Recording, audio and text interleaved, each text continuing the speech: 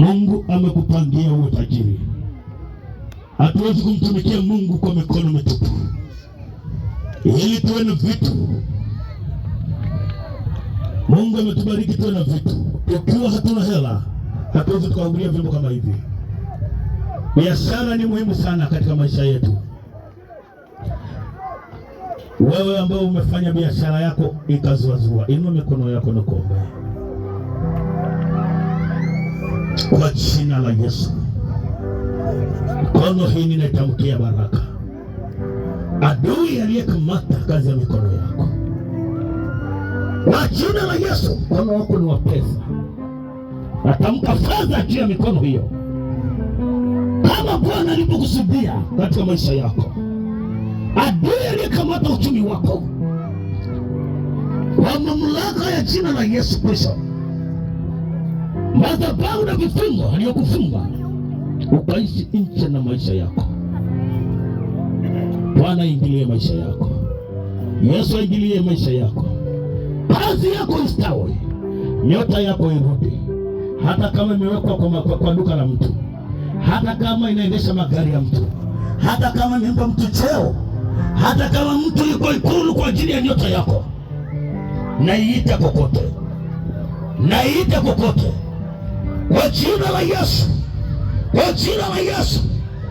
Nguvu za Roho Mtakatifu zitakase hiyo mikono, zitakase nyota yako. Kazi ya mikono yako ibarikiwe. Tangu leo ukaone faida. Anzisha kazi yako. Naondoa roho ya hofu adui aliyoiachilia kuanzisha kila kilichopandwa ili kuharibu mawazo yako ya msingi. Ninakwenda kinyume na hiyo roho. Nasimamisha mpango wa Bwana aliyesema nitawabariki nanyi mkaijaze nchi, akatupa utajiri uzidio vitu vyote, katika jina la Yesu. Inua mikono yako ambao umejenga nyumba yako ina msingi miaka na miaka, ukitaka kumalizia haishi. Ambaye ameanzisha kujenga nyumba yake, kila akitaka kumalizia fedha haipatikani. Baba, nakutukuza kwa ajili ya hao. Naachilia neema yako kwenye misingi ya nyumba yao. Hao wachai wanayekwenda kucheza cheza na kupiga piga nyimbo zao za ajabu kwenye misingi ya nyumba za watumishi wako, naagiza malaika wa Bwana wapige vita hivyo. Kuanzia leo natamka malango ya uchumi, natamka fedha kupatikana, maana fedha na dhahabu ni mali yako. Watoto wako wametoka kupanga, wanatamani kuishi kwenye nyumba zao.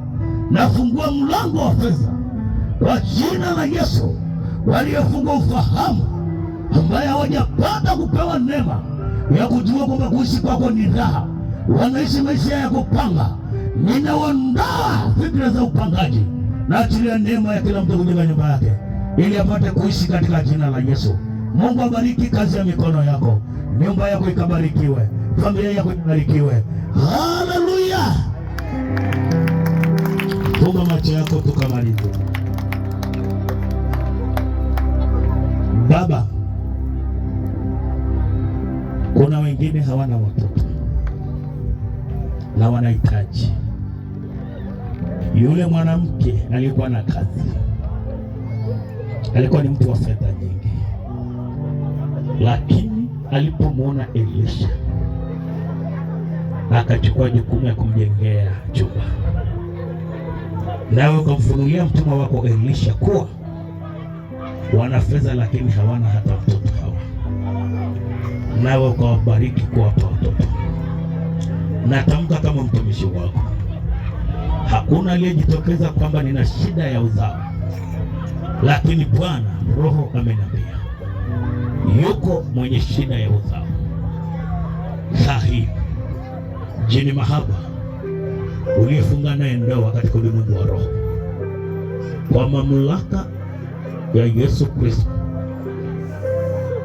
mahali ulikokalia kwenye tumbo, natuma moto, viti vyako vya enzi vianguke kwa jina la Yesu. Natuma moto uhalali wa ndoa hiyo uvunjike. Uhalali wa kunyonyesha watoto wa kuzimu uvunjike. Uhalali wa kuzaa watoto wa majini uvunjike kwa jina la Yesu, kwa jina la Yesu, kwa jina la Yesu. Ndoa ya majini shumleta mahaba, unaishi Maria saba, uliyefunga ndoa kupitia pete, kupitia heleni, kwa jina la Yesu. Kila sherehe mliokula kwa ajili ya ndoa hiyo, natangaza kwamba tumbo hilo likawe na watoto katika jina la Yesu. Inua mikono yako. Baba, waponye watoto wako wote, waweke huru watoto wako wote, watetee watoto wako wote.